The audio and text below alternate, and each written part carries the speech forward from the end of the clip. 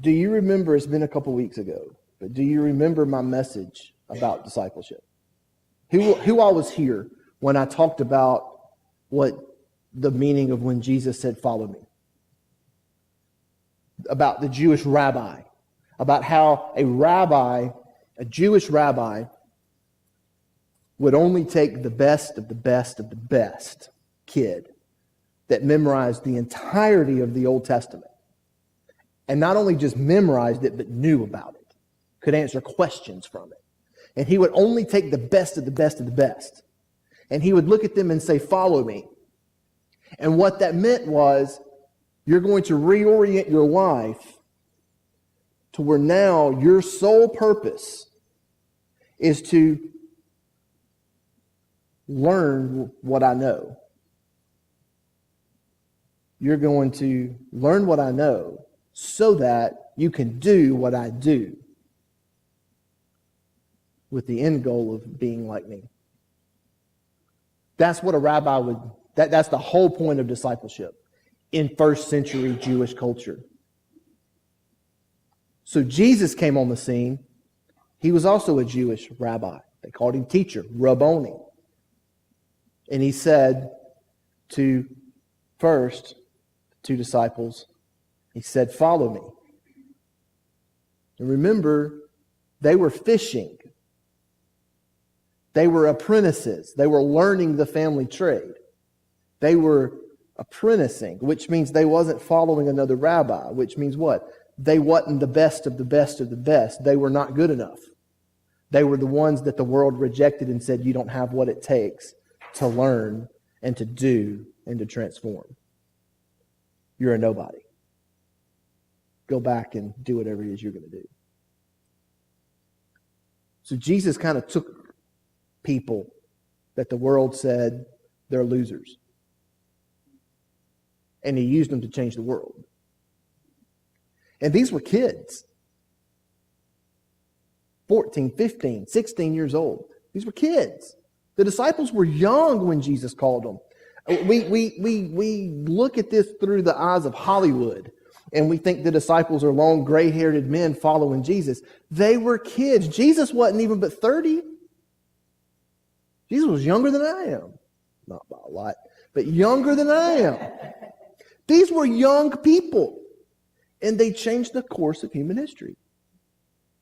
Why? Because they wanted to follow him. Do you guys remember that message? For those of you that didn't see it, it's on YouTube. It's 2 weeks ago? Is it online yet? So it's on YouTube. It's free. Go watch it. You need this revelation about what discipleship really means and what the disciples heard when Jesus said, follow me. Because it's different than what we hear today through old, bad, religious teaching. It was a reorienting of one's life. I've also come to the conclusion, and I shared this 2 weeks ago, that you can be a believer. You can be born again and not be a disciple. There are a lot of people that believed in Jesus, but when the things got really bad, they left. Do you remember when Jesus said, he preached this message, he said, you have to eat my flesh and drink my blood. And everybody left. Everybody left. They were mad at him. This guy's crazy. But the 12 stayed. Why? Because they understood it? No. Peter I don't have any idea what you're saying. This is weird. It's craziness. I don't understand why we're getting into cannibalism. But you know what? I'm your disciple. Where else would I go? I've totally reoriented my life to following you. I don't have anywhere else to go. I'm still going to follow you. We will follow until it gets put to the test. The moment it gets put to the test, we back off. It's very evident in denominational churches. We are in denominational churches because we can't get along with each other. One group don't like another group, so we split off and make denominations. And if you didn't know, John Wesley hated the fact that we started a denomination. He wanted us to remain in the Anglican Church, Episcopal, or whatever church we might have been to. He didn't want to start a church. He wanted to start a movement. It's something totally different. But listen, our loyalty only means something when it's put to the test. If we agree on everything and are always on the same page, loyalty means nothing. Because you're with me because you agree with me. But the moment I do something as pastor that you don't like and don't agree with, and you bail, that means you were never loyal to begin with. It is only when we can disagree and still come together and worship that we can say we're loyal to one another. This is why discipleship is so important. It teaches us to build relationships with each other despite of differences. Unity is not an agreement on everything. Unity is, I love you even when you're an idiot. And I'm pointing right at Dwayne because he's got this Oklahoma shirt on. Here, Dwayne, I'm sorry. I'll do that.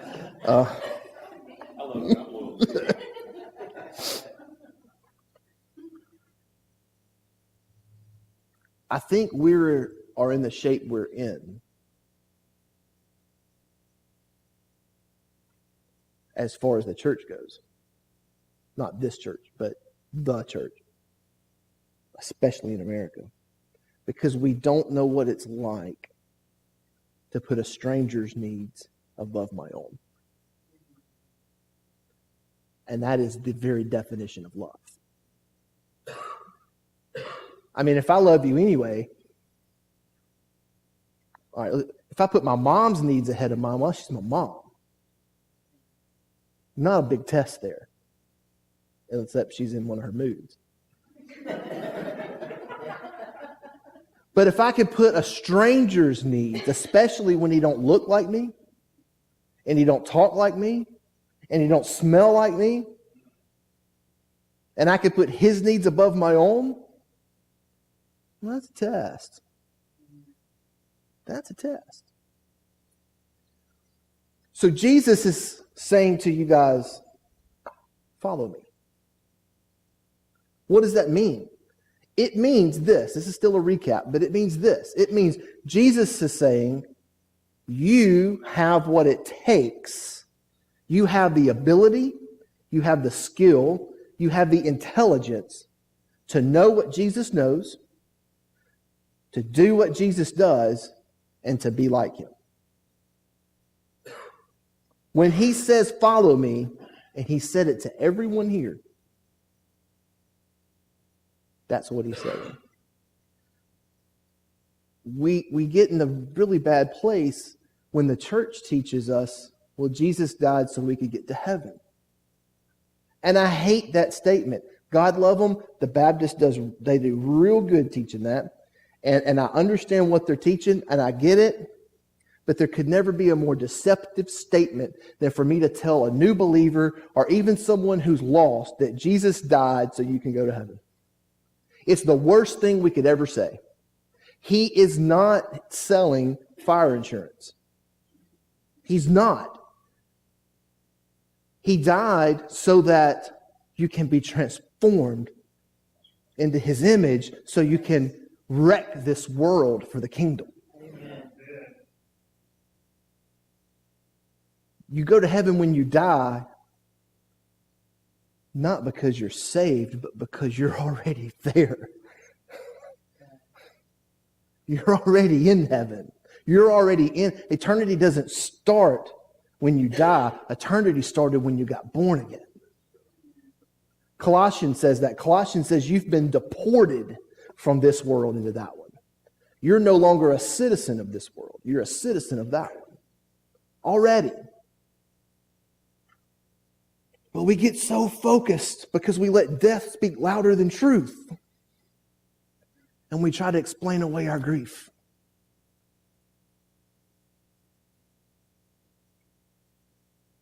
And it's deception, and it's a lie. And it's killing us. And I'm talking grown up to you guys. All right? I'm just laying it out there. It's killing us. And if Faith UMC wants to really wreck this area and wants to really advance the kingdom of heaven, we have to let go of the stuff that we think we know, the stuff we've been taught all our lives. Let go of the garbage and just follow Jesus. Let it all go.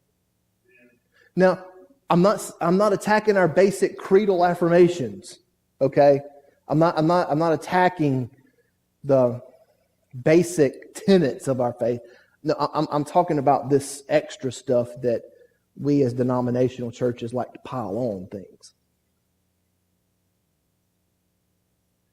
If we didn't give so much credit to denominationalism, we would all be sitting together, the Baptists and the Methodists and the Pentecostals and the Catholics. Do you know we all come from the Catholic Church? Like it or not, the Catholic Church is our mother. We have a lot of Catholic teaching in our hearts. We really do. You may not know it, but we do. This idea of the Great Commission, co-mission, we work with God. Do y'all get that? Do y'all agree with that? That God works with us, we work with God to bring about His kingdom? That's Catholic. Thomas Aquinas was the first one that ever penned that. That's a Catholic view, cooperative grace. Other denominations do not believe that. Presbyterians and Lutherans, they don't believe that. We have some very Catholic roots. Now, I'm not Catholic, and I'm not advocating the Catholic Church. They do some really weird stuff that I just think is crazy. But what I'm trying to point out is, like it or not, if you call Jesus Lord and you believe those basic tenets of the faith, we're brothers and sisters. We're brothers and sisters. We have a common theme that runs through us. We have to learn to make disciples outside of our... Well, we need to learn to make disciples inside our house. But to be real successful and sustainable, we have to learn to make disciples outside of our house, even when we may disagree on some things. It doesn't matter. It really doesn't matter. So Jesus, do y'all follow with me so far? So when Jesus says, follow me, He says, you can do what I do. You can be like me. You have what it takes. Now, I've traveled all over the world preaching basically that message right there. And it doesn't matter if you're in the East. Doesn't matter if you're down in South America. It doesn't matter if you're here. The same thing happens. I felt it when I preached it here. I felt it when I preached this same kind of topic at Rosedale last week. I feel it in the room. I feel it even now. But Jeff, you don't know what I've been through. You don't know what people might say about me. You don't understand. I'm too young. I'm too old. I struggle with this sin. I struggle with that sin. I can't be a disciple yet. Maybe one day. But I need to get my life together first before I can follow Jesus.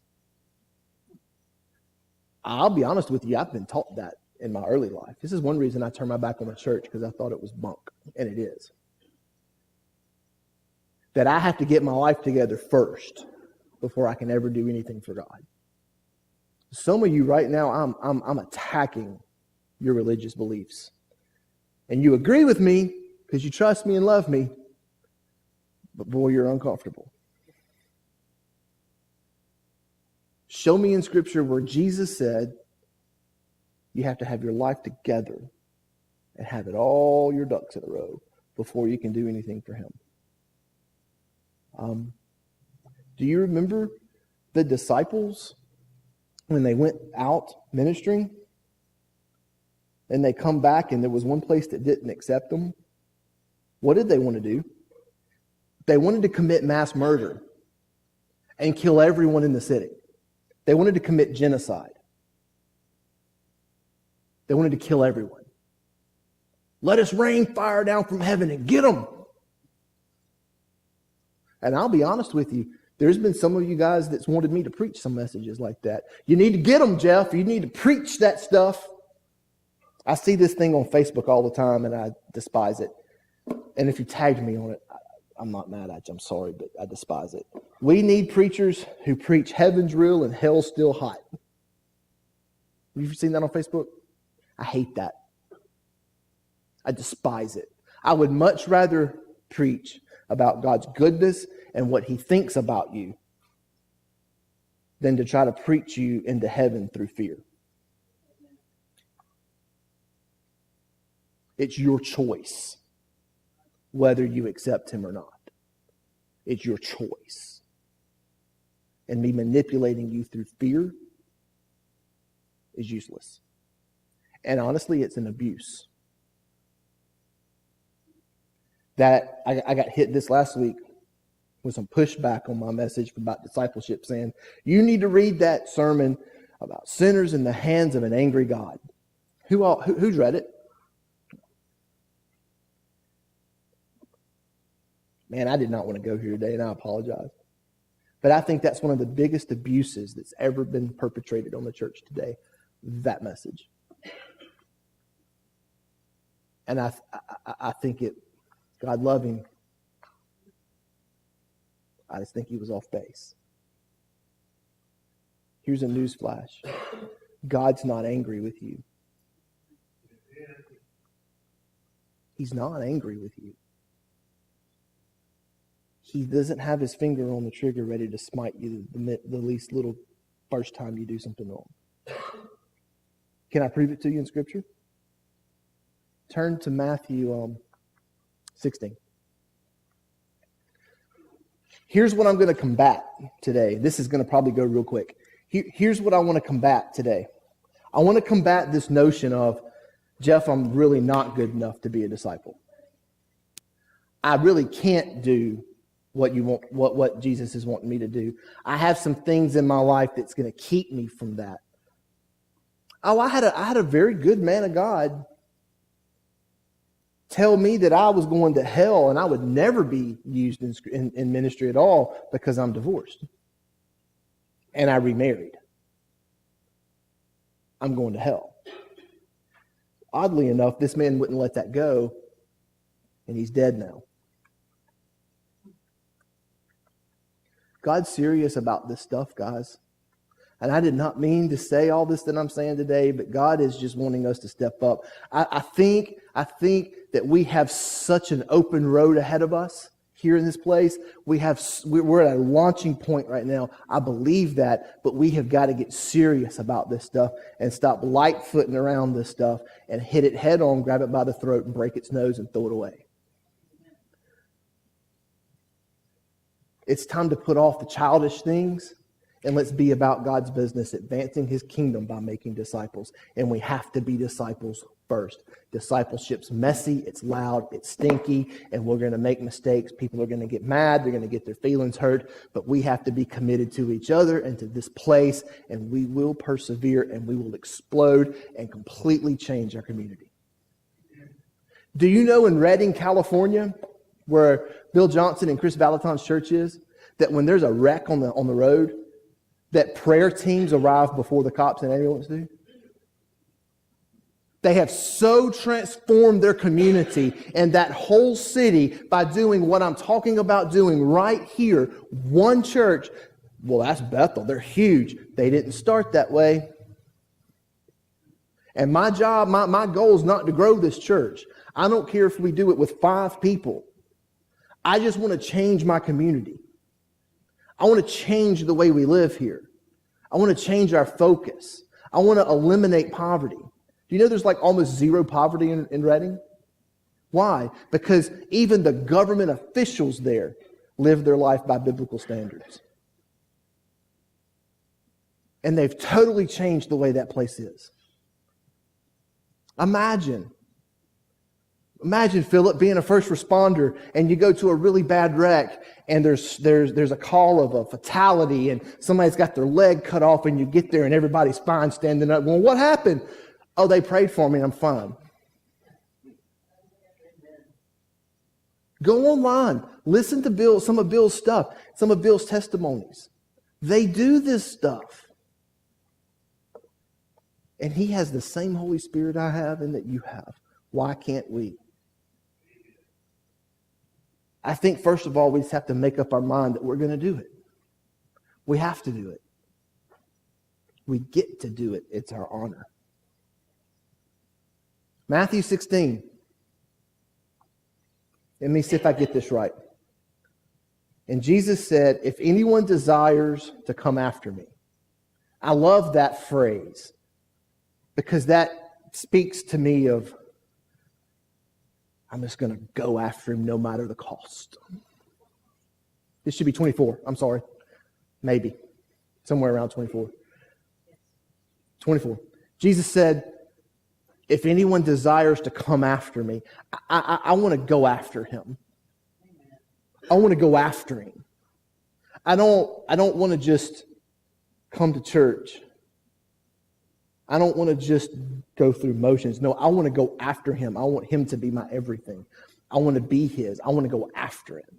If he goes this way, I want to go that way. If he goes this way, I want to go that way. I want to go after him.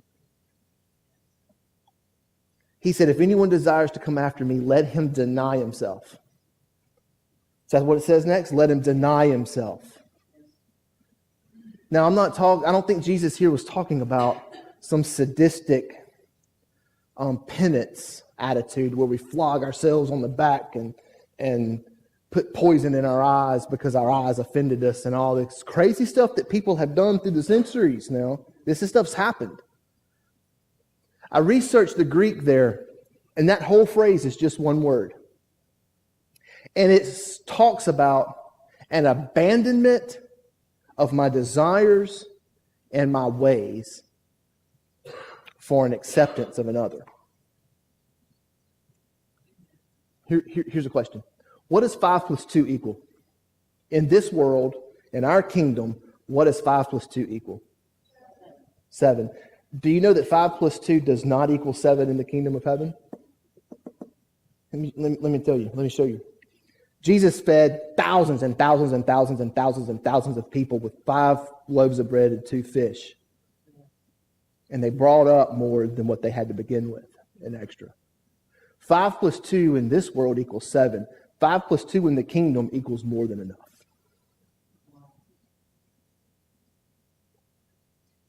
Seven is not a lot, but in the kingdom it's plenty. Why? Because when you take anything and partner it with God, you have what you need. And then some. So you can look at a situation and say, well, this bill's $100. I only have $25. That's plenty. 5 plus 2 is what? More than enough. Take 25, dissect that thing. Give $2 to give $2 to one person, $5 to another, and listen to this. 2 plus 5 equals way more than enough. So not only now can I pay the $100 bill, I'll probably have another $100 in excess. Why? Because in the kingdom, when I need money, I give money away. I don't hoard what I have. I give what I have away. Why? Because I get more back. It's a kingdom principle. God said, test me in it. See if it's right. It's in Malachi. Testing. You don't think who needs extra Christmas money? Go take whatever's in your pocket right now and go give it to people. Just go give it away to people and see what happens. Me and Christy need some Christmas money. And we've been talking about, well, what are we going to do with the money we have? I don't know. Let's give it away somewhere. I think that's a good idea. Why? because that's the way the kingdom works. I'm a disciple. I've abandoned the way the world tells me to operate, and I've embraced the way the kingdom tells me to operate, and it's totally different. This kingdom, 5 + 2 = 7. In God's kingdom, it equals plenty. It's an abandonment of the way. It is very cold in here. It is an abandonment. Everybody's shivering and turning blue. It's an abandonment of the way we've always been taught. And some of you think I'm crazy. And that's fine. I pray that you'll get there one day. Crazy is an awesome place to be. But I can tell you,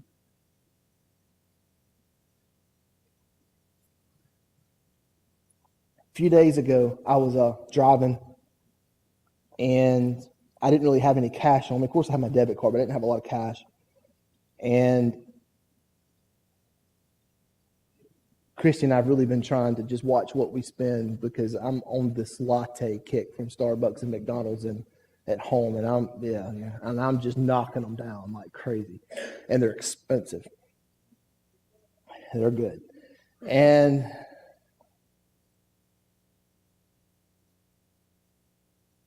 I had a $5 bill in my pocket and a $2. It's 5 and 2 again. And I just realized that. And $2 in my center console. And this guy needed $7. I didn't know about the $2 in my console. I didn't think about it, but I had $5. And then I really need another 2. I'm like, well, I don't have it. And the Lord said, you got $2 in your console. I said, yeah, but that's kind of my latte money, because I got some quarters and stuff in there. And I said, I'm not even sure it's in there. He goes, go open up the center console. I said, well, it may be in Christy's car. He said, no, it's in your car. You remember the BMW I gave you? Okay, fine. We have to be open to those kind of things. And I'm just using money as an illustration because it's easy, and we grasp it easy. But it's that way with anything. It's an abandonment of my ways and my desires, and adoption of the kingdom and the way the kingdom operates. So let's keep going. Jesus said, if anyone desires to come after me, let him deny himself and pick up his cross and follow me. Right? What does the cross mean? What do you guys think it means? You can't answer because you already heard this. What does the cross mean? Challenges, fears, the things that you dread the most, you can face, the things that you step away from normally. Okay. All right. Okay. Anybody else? Anyone want to take a stab at what the cross means? No. You can't answer. You already know. Yep.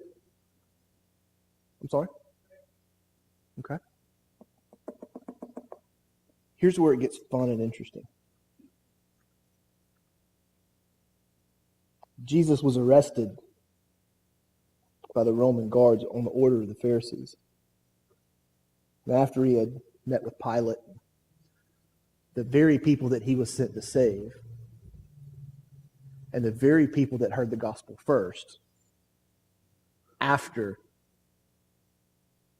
the day of Pentecost, were yelling, crucify him, crucify him, crucify him. They'd rather have a thief than the Son of God. And so they had these weapons called a cat of nine tails, and it was a whip. It had lots of ends on it, and they would put rock, obsidian, volcanic glass, all kind of things. And they would beat him and beat him and beat him and beat him and beat him and beat him and beat him. Then they'd pull his beard out by their hands. Just pull it out.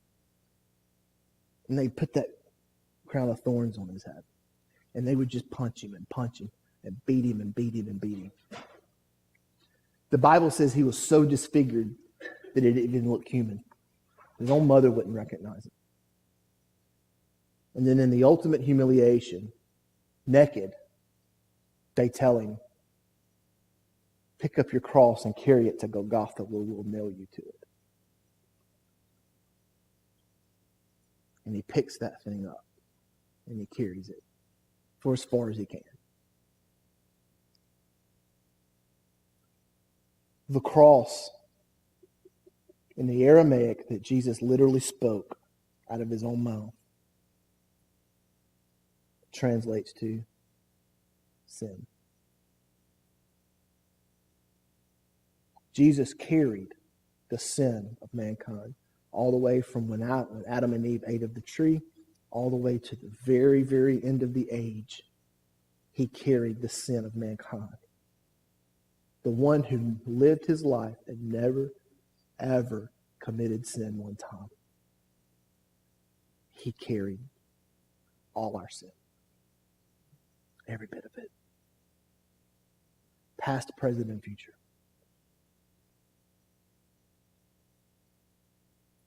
So now Jesus is saying, this is prophetically at this point. He says, pick up your cross and follow me. What's he saying? Stop waiting to get your life together. Pick up the stuff you're struggling with. Pick up the sin that you're dealing with. Pick up the fears, the anxieties, the shortcomings. Pick up all that stuff, that junk and that garbage. Pick it up and just follow me. Just follow me.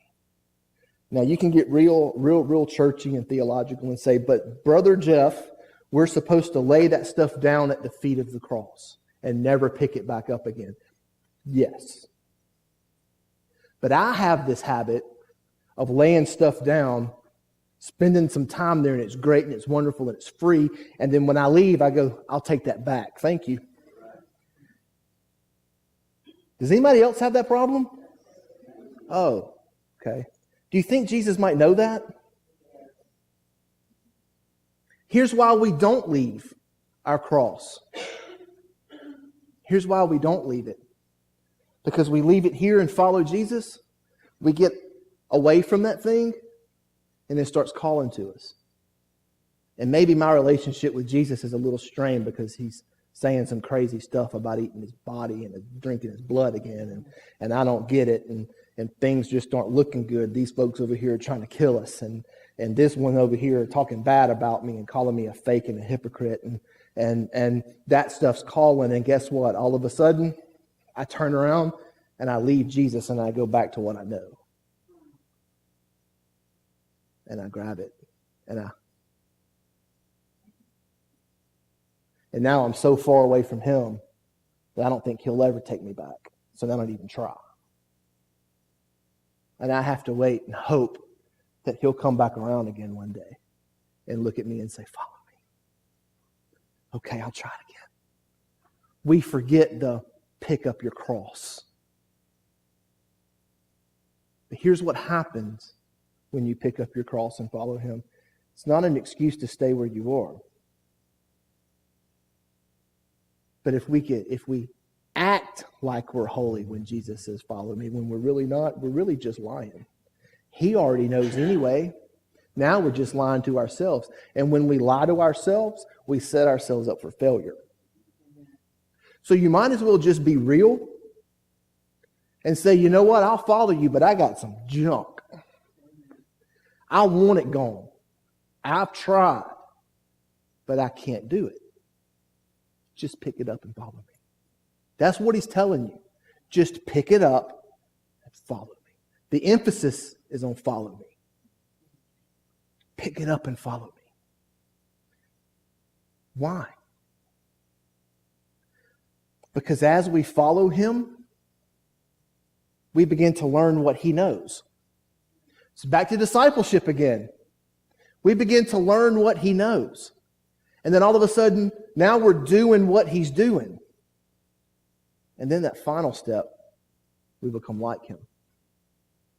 And then pretty soon we'll understand and we'll realize it's like a light bulb flick off and go, wait a minute. I'm carrying around stuff that he already carried up that hill to Golgotha. This is a lie and a deception. It's not even real. He already won the victory over this for me, and I'm sitting around carrying stuff that Satan tells me that's got me, and it's not even real. And all of a sudden, it loses its power.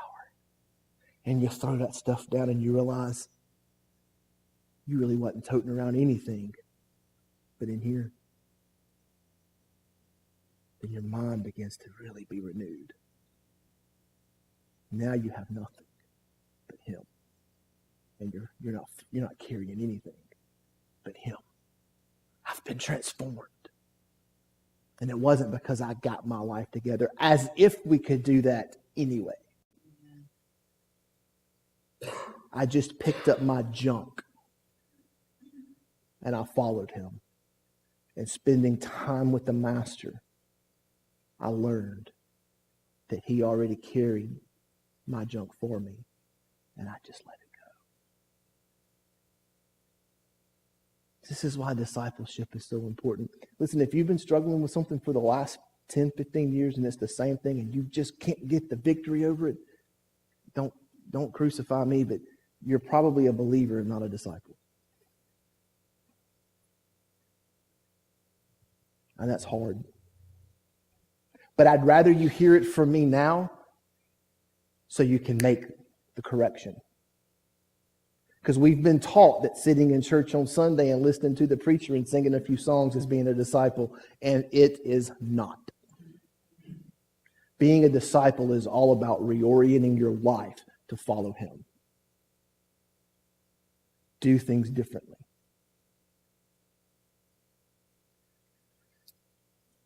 To close, I want to tell you a story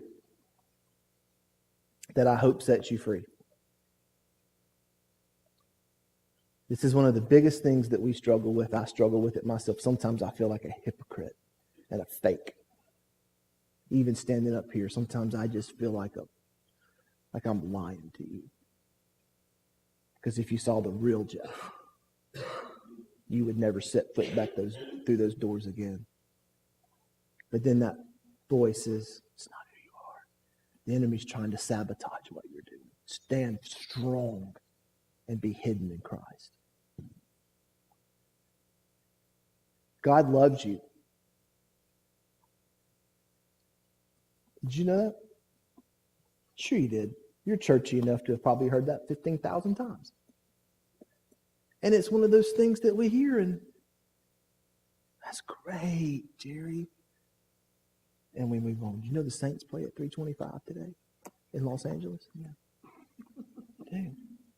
We skip over it and just...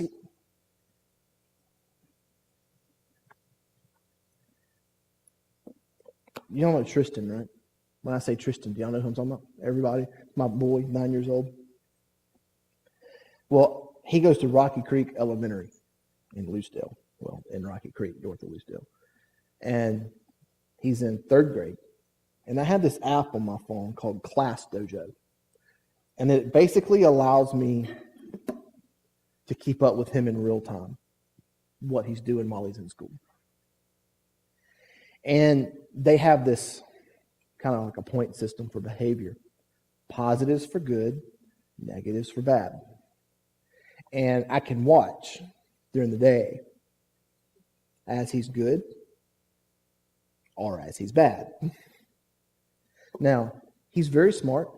He's got straight A's, 100 averages in every one of his classes. He has this thing where, like, say, reading class, they give him a thing to read and he has to answer questions. Well, he reads it, he answers the question, and he's done. And he thinks because he's done, everyone else should be done. And he's the only one that's done. He's bored. So he begins to do what little boys do and run that mouth. And then he gets in trouble. And I get a ding. Your son has had a negative mark for talking excessively or out of turn. And then that may happen twice and 3 times, and then another ding, and it's another negative that says being disrespectful to the teacher. And then parentheses, he rolled his eyes at me. Again.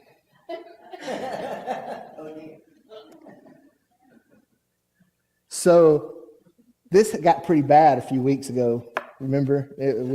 I went and picked him up from school and brought him home. I wasn't happy with him, and the teacher even had to send a note home, and I wasn't happy. I mean, one thing if he wasn't doing well in grades, but he straight A's and everything, but it's just behavior. And so we discussed it on the way home. He wasn't real happy. When we get home, he goes in his room to go play. And I either open a book or something, I don't know what I was doing. 25, 30 minutes roll by, and I don't hear him. And that's unusual, not to hear Tristan Michael for longer than 30 seconds at a time. So I get up and I go walk in the room, and he's in there crying. Just, I'm talking snot and everything, just crying. I sit down on the floor beside him. Son, what's wrong? He can't talk. And I'm like, look, it's okay. It's fine. We just need to make some adjustments in your behavior. You're doing great academically. We just need to make some adjustments in your behavior, and you need to show your teachers more respect. They're adults. That's not it. That's not it. Okay, explain to me what is it. I just want you to love me again.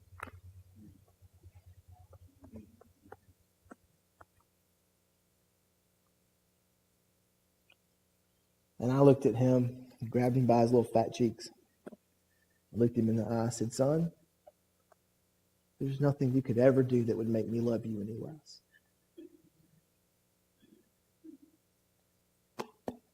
And I think sometimes, if you'll allow me this analogy, we get so focused on our failures that we're in the middle of our floor crying, wishing God would just love us again. When he's wanting to grab you by your fat little cheeks and saying, son, daughter, there's nothing you could ever do that would make me love you any less. Amen. Just follow me. Just follow me. If you follow me, everything will become clear. Everything will be okay. If you follow me, you'll be able to face adversity like you could never think of, with a smile on your face and a song on your lips. You're going to learn how to be joyful in nothing and be humble with everything.